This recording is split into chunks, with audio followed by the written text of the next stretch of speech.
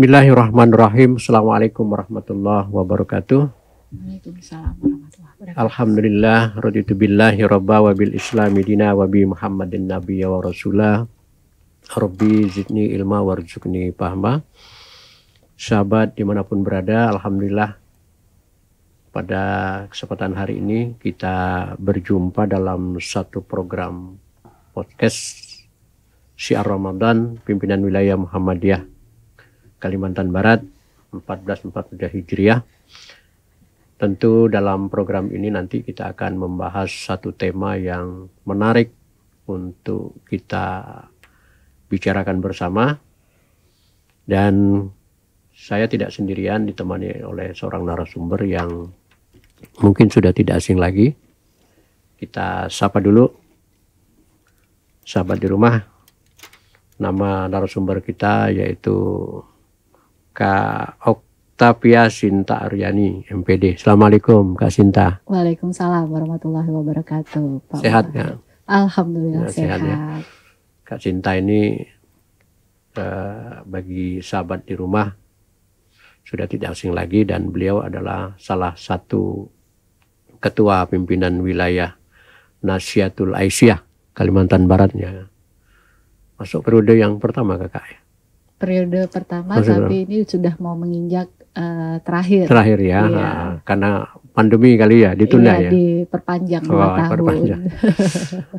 Periode penyempurnaan. Penyempurnaan ya. Dan sahabat di rumah dimanapun berada, tema kita memang mungkin agak unik menurut pemirsa ya, menurut sahabat, karena kalau kita lihat dari tema ini berkaitan dengan masalah Eko Bhinneka Muhammadiyah ya Kak Sinta. Eko Bhinneka Muhammadiyah. Secara kebetulan Kak Sinta ketuanya ya di Kalbar ya. Regional manajernya. Regional manager ya. Regional manager. Kalau kita bicara tentang lingkungan lah nih Kak ya, berkaitan dengan lingkungan ya. Iya. Lingkungan yang memang kalau kita amati ya, sekarang berkaitan dengan masalah lingkungan ini sangat menjadi prioritas ya dalam rangka menjaga kelestarian lingkungan kita itu ya. Mungkin Kak Sinta bisa sedikit memberikan penjelasan berkaitan dengan masalah hubungan antara lingkungan dengan dogma agama ini seperti apa gitu Kak Sinta. Iya. Baik, terima kasih Pak Mupahir. Sebelumnya saya menyapa dulu nih rekan-rekan di rumah. Assalamualaikum warahmatullahi wabarakatuh.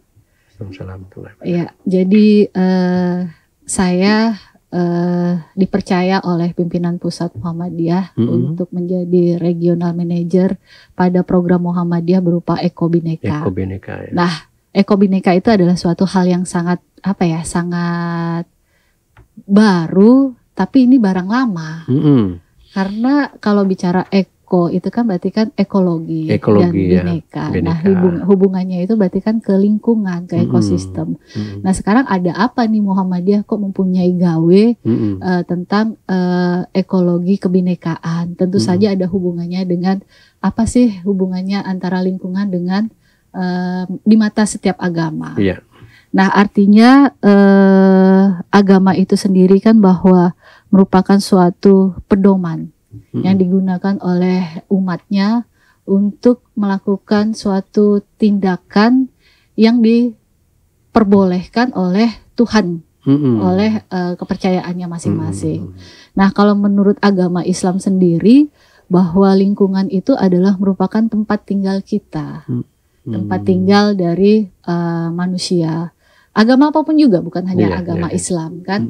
Nah, lingkungan sebagai tempat tinggal artinya lingkungan itu memberikan manfaat kepada kita, kepada umat manusia, kepada makhluk hidup. Nah, di dalam lingkungan itu bukan hanya manusia saja, tetapi juga ada makhluk hidup lain, ada hewan, ada tumbuhan, dan makhluk-makhluk lainnya. Nah, apakah di dalam agama lalu dengan keberadaan lingkungan ini kita harus mengeksploitasi sebesar-besarnya? Tentu saja tidak. Nah, menurut agama sendiri bahwa lingkungan ini sudah menyediakan apa yang dimaui atau yang diminta oleh manusia. Maka seharusnya manusia itu menjaga lingkungan tersebut.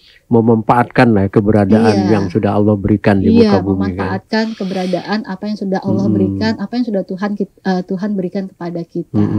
Nah, cara memanfaatkannya tentu saja kita juga harus bijak seperti itu. Nah, agama apapun tentu tidak mengizinkan bahwa manusia untuk merusak lingkungannya. Jadi lingkungan dan agama itu sangat berkaitan erat sekali, dan itu merupakan pondasi dasar bagi kehidupan yang lainnya antara lingkungan dan agama. Itu. Kemudian kalau kita lihat kerusakan di muka bumi kan banyak sekali ya Kak ya. Ini banyak sekali. Kalau Kakak melihat ini kira-kira atas kekurangan diri kita terhadap ciptaan Allah yang sudah diberikan, atau memang tidak ada kesadaran barangkali? Kalau menurut Kakak gimana ini? Iya, baik. Ini saya mengutip dalam Al-Quran surah Ar-Rum ayat 41 dan 42. Disebutkan bahwa telah tampak kerusakan di darat dan laut yang disebabkan karena perbuatan tangan manusia. Allah menghendaki agar mereka merasakan sebagian dari akibat perbuatan mereka, agar mereka kembali ke jalan yang benar.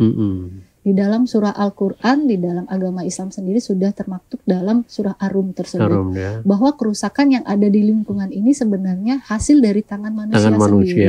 Hutan ditebang, gitu ya. Hutan ditebang, sampah buang sembarangan, pembakaran hutan. Ini kalau musim kemarau di Kalbar termasuk besar kan ya?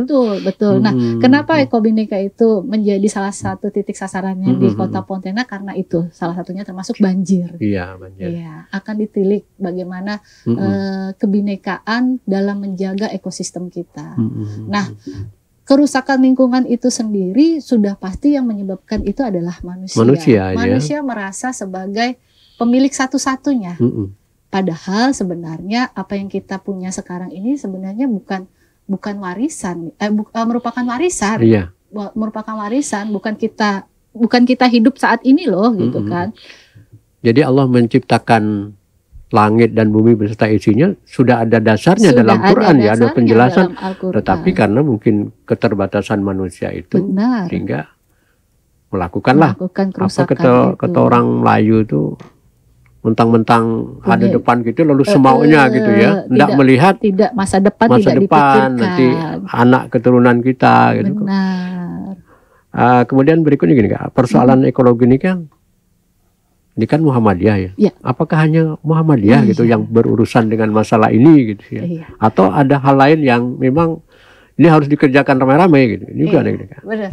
Jadi gini Pak, kalau kita berpikir yang hidup di bumi ini siapa sih?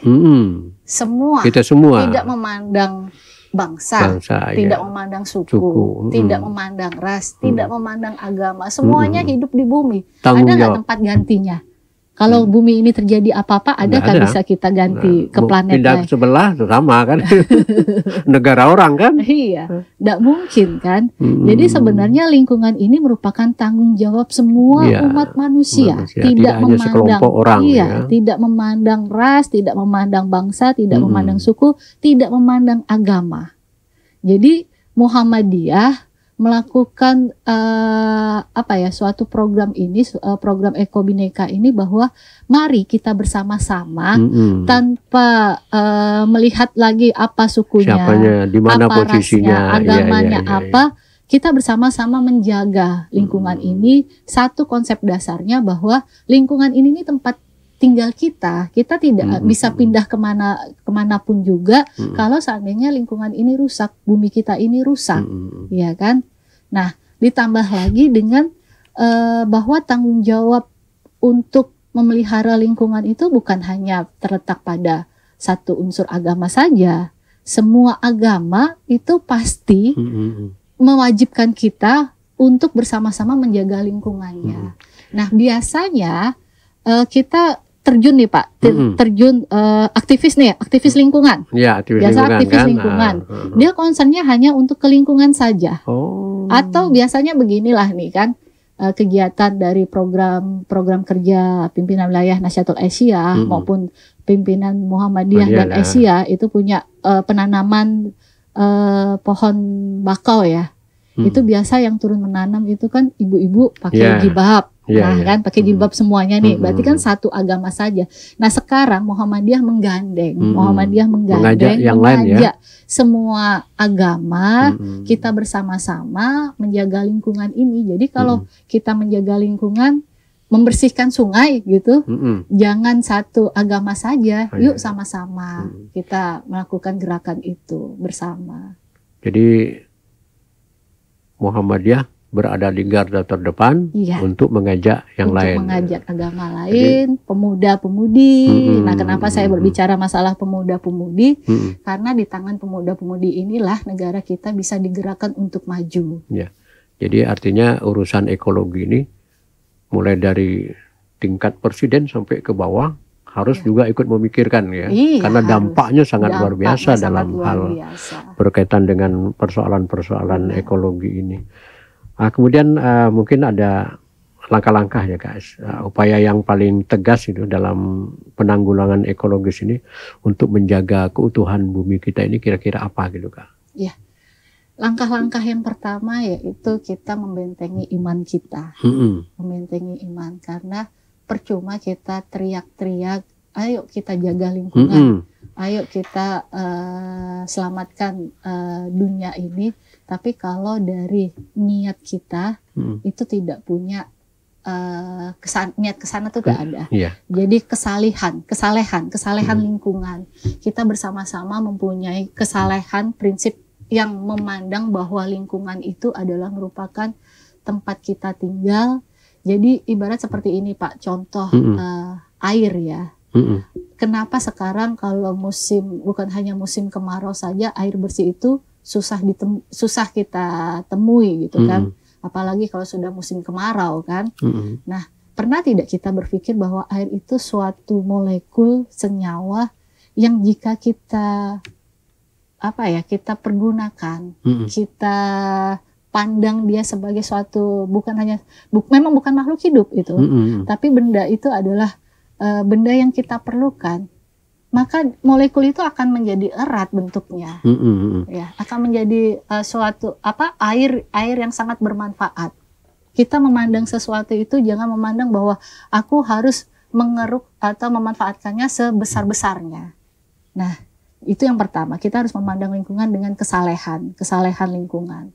Nah, yang kedua, kita harus memandang hal ini bukan kerjaannya atau bukan kerjaannya orang Muhammadiyah saja. Karena kalau sesuatu hal yang kita kerjakan bersama secara gotong royong, itu akan lebih ringan. Ya kan? Nah, yang ketiga, yang pasti ini harus dimulai dan harus diciptakan oleh generasi muda. Kenapa oleh generasi muda? Generasi muda jangan lagi tidak peduli nih dengan lingkungan.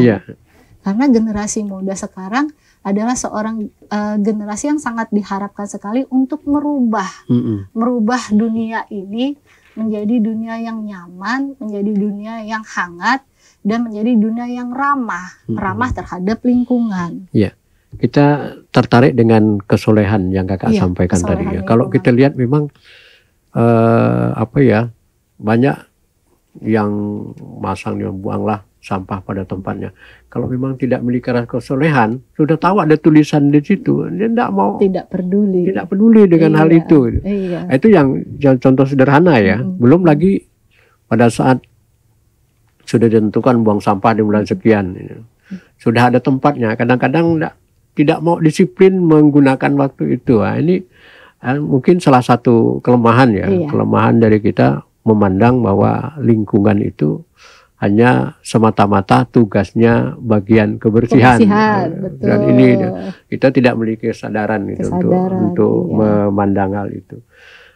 Kalau kita bicara dengan persoalan-persoalan ini kan memang kesadaran ya, kesadaran keimanan, kesolehan dirinya. Kalau memang itu adalah tanggung jawab kita semua menjaga lingkungan itu.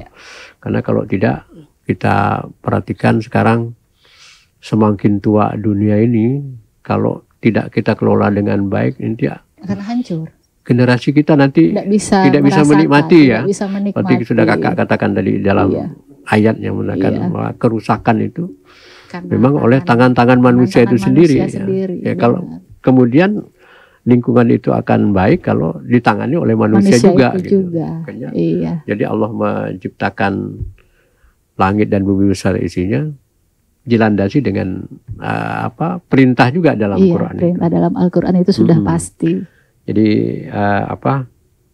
salah satu langkah tadi sudah disampaikan oleh Kak Cinta berkaitan dengan menjaga keutuhan bumi. Kemudian tadi disinggung juga penggunaan air nih Kak ya.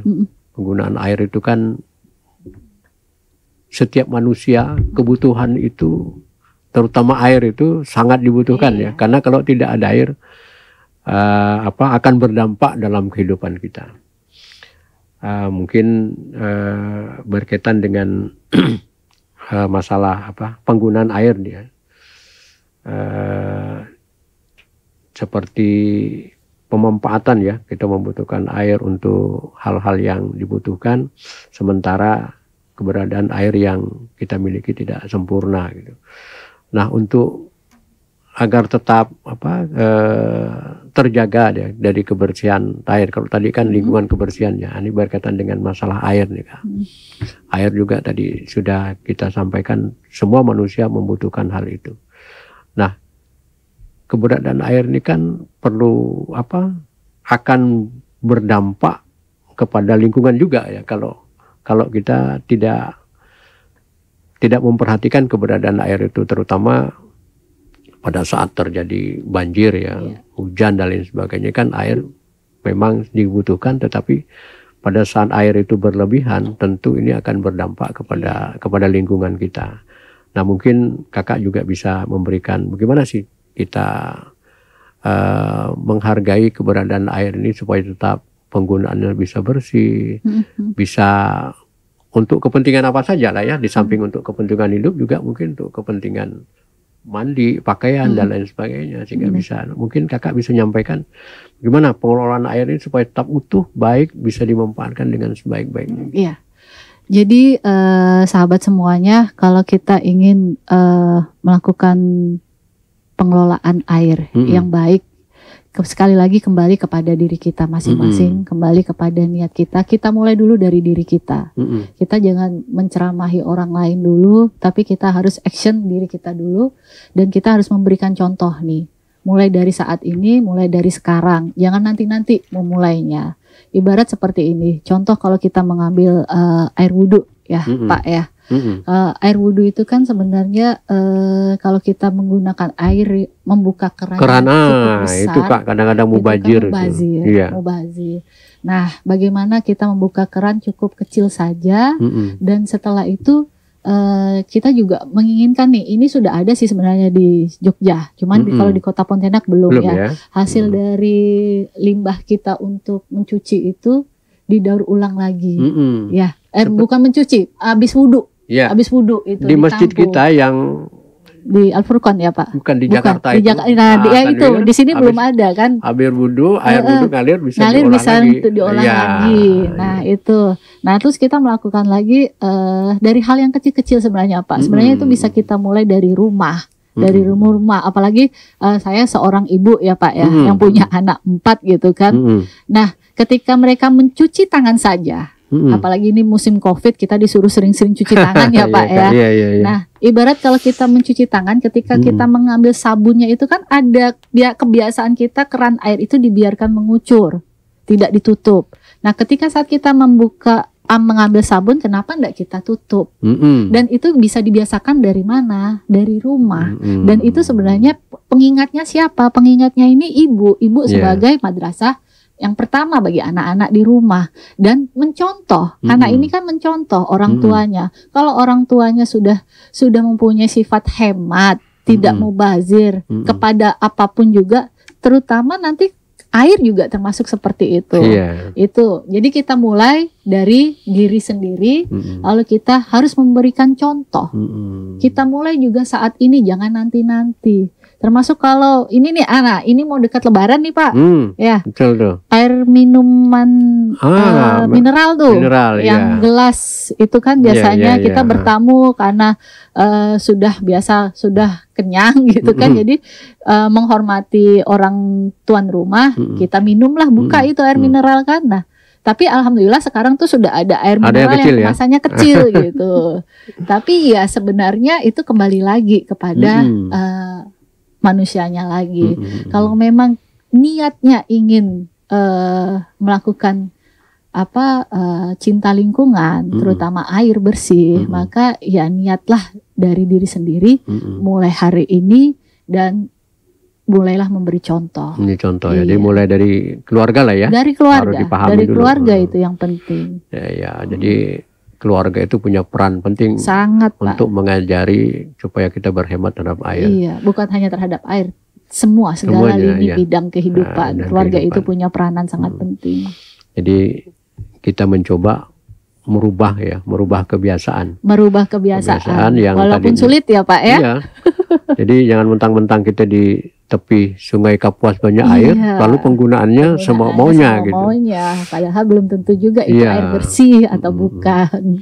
Kadang-kadang juga di tempat-tempat ibadah itu, ya karena ya memang dibuatnya agak supaya lebih lancar gitu ya, agak besar, tapi intinya penggunaannya tidak boleh dibuka terlalu besar ya, supaya tidak besar, mubazir ya, dibuka kecil saja untuk menghemat air itu. Konsumsi air mineral juga tuh, konsumsi air mineral. Iya, konsumsi mineral nih, sahabat di rumah nih mau Lebaran nih ya, kalau beli botol mineral yang agak kecil lah ya. Iya, sesuai. Iya, karena kita menghargai tadi ya, diminumlah. Tapi kadang-kadang tidak habis itu.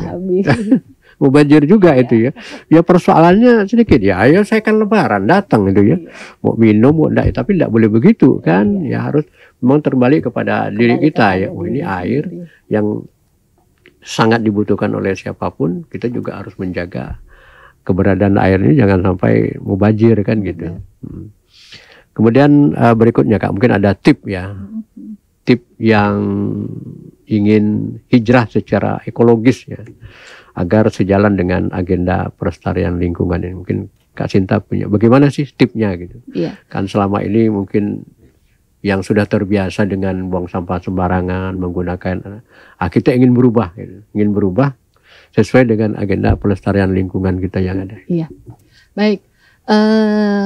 Tips yang saya berikan ini juga saya lagi belajar juga Pak. Belajar karena tidak merubah kebiasaan itu tidak semudah membalikkan telapak tangan. Iya betul. Tapi yang saya terapkan pada diri saya sendiri, ini tips dari diri saya sendiri itu kan Pak. Mulailah dari yang kecil dulu, yang bisa kita jangkau. Contohnya apa? Contohnya kalau kita masuk ruangan, apakah ruangan itu di siang hari ya Pak ya?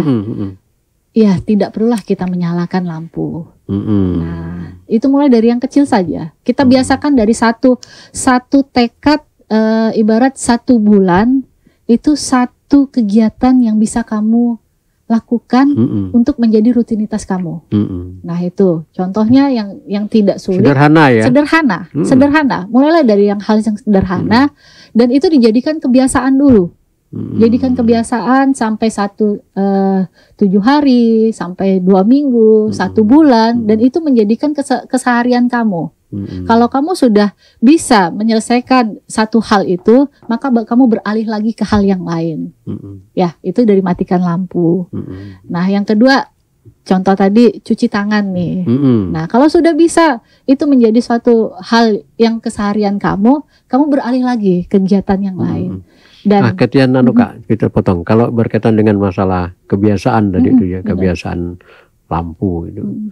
Memang kadang-kadang di lingkungan kita sendiri tidak menyadari hal itu gitu ya. Terutama kalau sudah bangun siang gitu ya. Kemudian malam padahal masih agak siang gitu.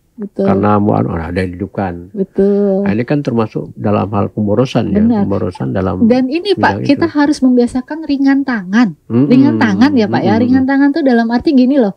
Bagi orang-orang masyarakat yang tinggal di komplek. Yang di komplek biasanya itu kan lampu jalan tuh masih nyala, masih nyala. Tapi kita tinggal menunggu nih, mau enggak sih kita matikannya gitu. Artinya kan ringan tangan, iya. Jadilah orang yang ringan tangan. Jadi kalau sudah ibarat bukan ringan tangan memukul ya Pak ya, ringan tangan itu untuk menggerakkan sesuatu yang sebenarnya bukan hanya menyelamatkan dirimu loh, tapi juga menyelamatkan anak cucumu. Iya.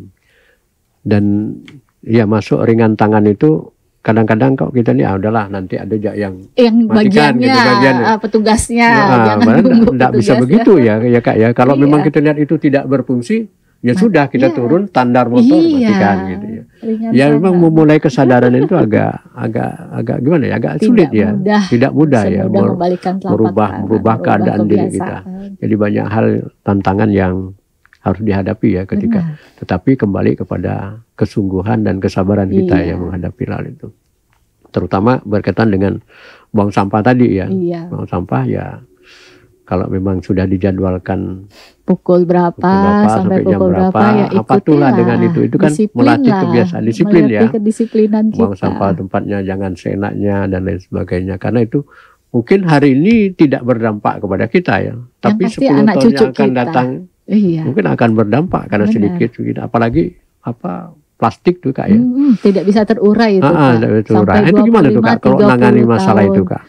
25 sampai 30 tahun. Apalagi kan sekarang sebenarnya pemerintah sudah sangat ada action ya, ada action.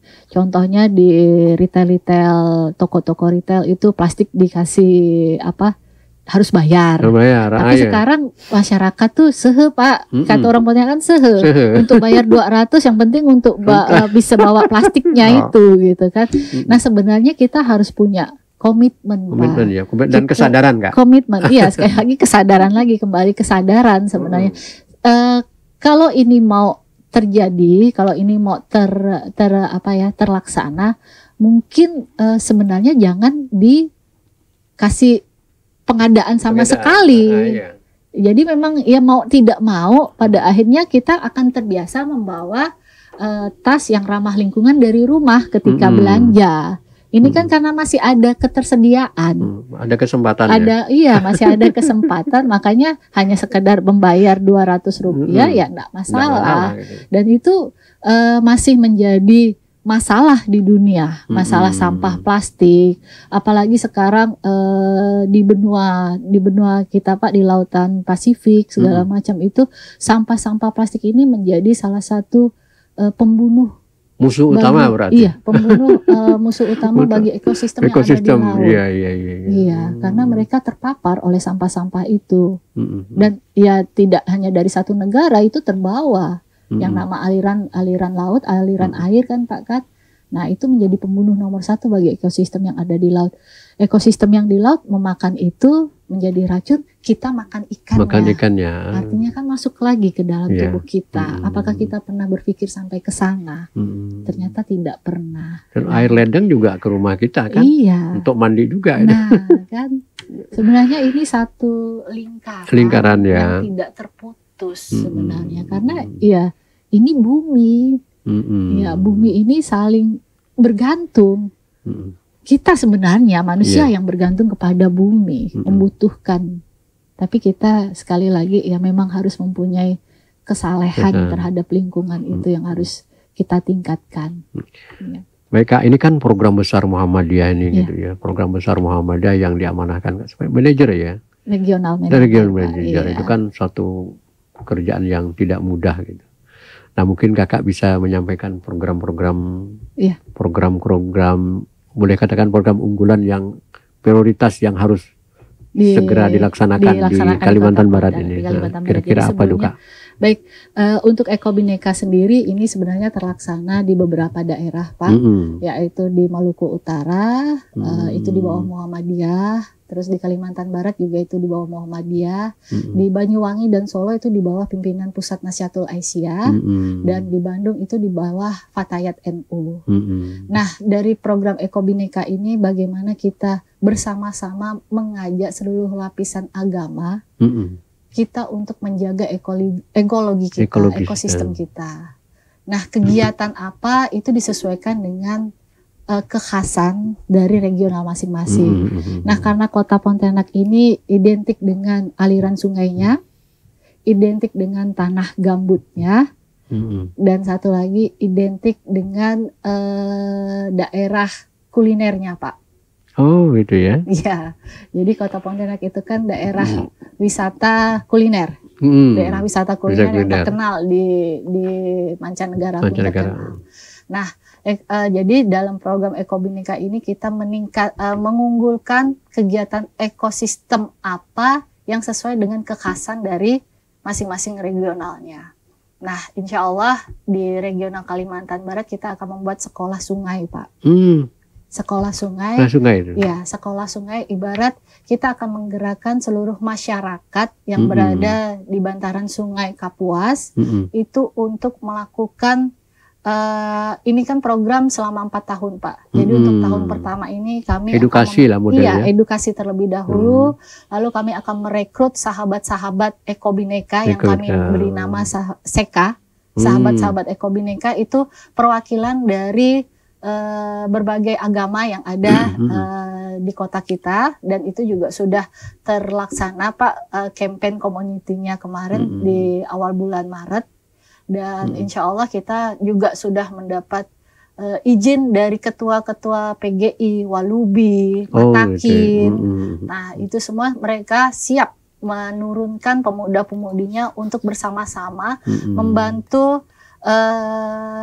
keseimbangan lingkungan sungai yang berada di pesisir Sungai Kapuas. Jadi kalau kita karena Sungai Kapuasnya ya yang karena Sungai Kapuas itu ya? untuk periode tahun ini, Pak. Nah, untuk periode selanjutnya itu mungkin untuk tanah gambut. Untuk kebakarannya, mungkin sekolah gambut juga kita akan buat, Pak. Kalau tidak salah gambut sudah ada sekolahnya kemarin itu yang KLH itu dari ya. KLH juga KLH kan, ya. Nah, ini kita KLH akan Muhammadiyah ya. Iya, karena kalau ini kan kita menggandeng lintas agamanya. Oh, Pak. gitu ya. Iya, dari kebinekaannya, terus pemuda-pemudinya, dan dari lintas agamanya itu. Jadi nanti yang bergerak bukan hanya orang Muhammadiyah saja. Kita menurunkan semua pemuda-pemudi di berbagai agama, termasuk suku dan ras, Pak. Jadi Ekobhinneka yang dikelola oleh Muhammadiyah ini bekerja sama dengan berbagai lembaga keagamaan ya. Lembaga keagamaan, FKUB. Iya, juga seperti itu. Terus forum lintas agama, forum pemuda lintas Forkupelia. Forkupelia, ya. Lintas agama, forum pemuda lintas agama. Ya, Kak, ini mungkin ini yang terakhir, Kak. Cuman ini agak tinggi sedikit ini. Kan ada sekarang ini kan udah di mana-mana ya yang namanya penanaman sawit ini. Kalau tidak salah itu kan termasuk bagian yang merusak lingkungan, kemudian tambang. Itu bagaimana Ekobhinneka Muhammadiyah memandang hal ini? Karena ini proyek-proyek besar ini. Jadi kalau kita memandang tambang, memandang perkebunan kelapa sawit itu ya, Pak ya. Kan dulu hutan tuh, Kak, di tembangnya. Ini kan kan. Sebenarnya ini memerlukan satu program kebijakan dari pemerintah, Pak. Dan kenapa sebelumnya di dalam Ekobhinneka itu kita ada 3 segmen, Pak, yaitu interreligius, intrareligius, dan ekstrareligius. Nah, kalau interreligius itu artinya kita menjaga komunitas ekosistem itu di antar sesama agama kita. Nah, interreligius itu kita mengajak orang-orang yang berada di agama luar, lintas agama. Nah, sedangkan ekstrareligius itu adalah salah satu program yang melakukan pendekatan kepada pembuat kebijakan. Nah, yang kita pilih itu adalah yang interreligius, Pak. Nah, sedangkan yang untuk ekstra program dengan bekerjasama, pendampingan, mengadvokasi kebijakan, pembuat kebijakan dengan pemerintah itu belum kita jajaki memang. Jadi belum ada Ekobhinneka untuk melakukan kegiatan yang ekstra religius, karena pilihan dari Muhammadiyah itu adalah interreligius.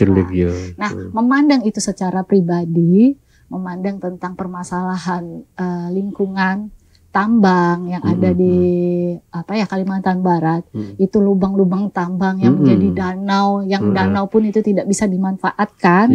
Dan sekali lagi kembali kepada kesalehan lingkungan. Nah, apakah kita tega melakukan pembangunan tapi tidak memikirkan dampaknya untuk masa depan?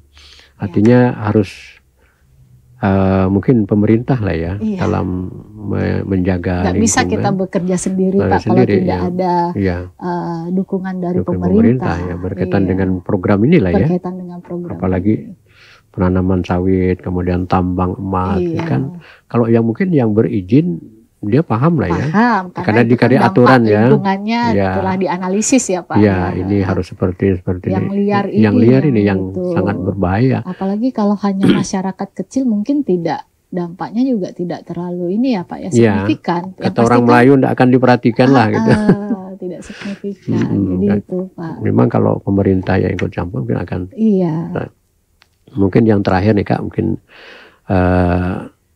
kesempatan Kak Sinta nih selaku pemegang amanah ya Eko Benika ini memberikan semacam satu kesimpulan ya dalam atau mengingatkan ya, mengingatkan sahabat yang di rumah berkaitan dengan menjaga lingkungan, buang sampah jangan sembarangan dan lain sebagainya. Kayak closing terakhir lah gitu Kak. Ya silakan Kak Sinta. Baik. Sahabat yang di rumah, kita ingat bahwa lingkungan ini, bahwa alam ini memang menyediakan sangat banyak bagi kita. Tapi perlu kita ingat juga bahwa ketersediaan itu pasti mempunyai batas.